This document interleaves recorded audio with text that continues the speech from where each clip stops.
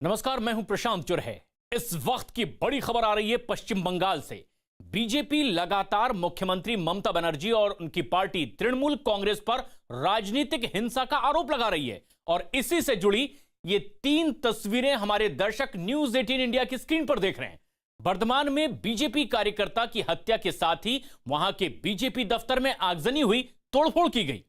ऐसे में बीजेपी ने ममता सरकार के कामकाज और राज्य की कानून व्यवस्था पर सवाल खड़े किए हैं। इस बीच बंगाल बीजेपी के प्रभारी और बीजेपी के महासचिव कैलाश विजयवर्गीय ने चुनाव आयोग से मांग की है कि बंगाल में जिस तरह का अराजक माहौल बना हुआ है और निष्पक्ष और बिना डर के माहौल में चुनाव के लिए अब यहां पर केंद्रीय सुरक्षा बल की तैनाती तुरंत की जाए। और यह सबसे अहम बात भी है कि तृणमूल कांग्रेस और बीजेपी के बीच यानी सीधे केंद्र सरकार के बीच टकराव की स्थिति। अमित पांडे हमारे सहयोगी इस वक्त दिल्ली में मौजूद हैं।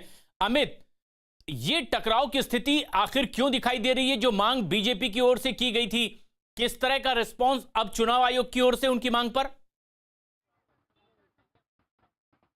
देखिए, इससे पहले भी पश्चिम बंगाल में जो कानून व्यवस्था की हालत है उसको लेकर बीजेपी ने चुनाव आयोग से समय समय पर शिकायत की थी, चाहे वो लोकसभा के चुनाव थे, स्थानीय चुनाव थे, और अब एक बार फिर शिकायत की है। तो जाहिर सी बात है कि आने वाले दिनों में हम कुछ न कुछ एक रिस्पॉन्स या आदेश या स्ट्रिक्चर्स या एक निर्देश हम चुनाव आयोग की ओर से जरूर देखेंगे। लेकिन इतना तय जरूर है कि जिस तरीके से आरोप प्रत्यारोप का ये दौर चल रहा है, हम राजनीतिक माहौल, राजनीतिक प्रतिद्वंदता अपने चरम पर है इस वक्त पश्चिम बंगाल में। हालांकि चुनाव 6 महीने बाद है और अब चुनाव आयोग में हम ये भी उम्मीद कर सकते हैं कि टीएमसी भी अपनी कुछ दलीलें लेकर जाएगी। बिल्कुल, लेकिन एक के बाद एक कई ऐसी घटनाएं हैं जो इस टकराव को और बढ़ाती नजर आ रही है और यह बड़ी खबर भी है इस वक्त की। पश्चिम बंगाल से ही यह खबर, पश्चिम बंगाल के वर्धमान में बीजेपी कार्यकर्ता का शव मिला। बीजेपी ने टीएमसी पर अपने कार्यकर्ता सुखदेव प्रामाणिक की हत्या का आरोप लगाया है। सुखदेव का शव एक तालाब के किनारे मिला। परिवार के मुताबिक सुखदेव 2 दिन पहले बीजेपी के एक जुलूस में गया था और बीजेपी नेता मुकुल रॉय ने बीजेपी कार्यकर्ता की हत्या का आरोप टीएमसी पर लगा दिया है और ममता सरकार पर निशाना साधा। इसे लोकतंत्र की हत्या तक करार दिया है।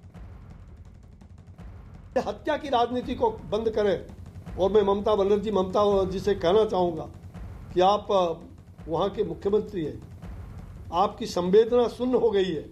इस हिंसक प्रवृत्ति का वर्चस्व पूरे देश की जनता ने किया है और हम सभी राजनीतिक पार्टी के लोगों से आग्रह करना चाहेंगे कि जिस प्रकार से बंगाल में इस प्रकार का काम हो रहा है, हम इस हिंसा के प्रतिकार में सब लोग उसका विरोध करें, चाहे जो भी दल के लोग हों।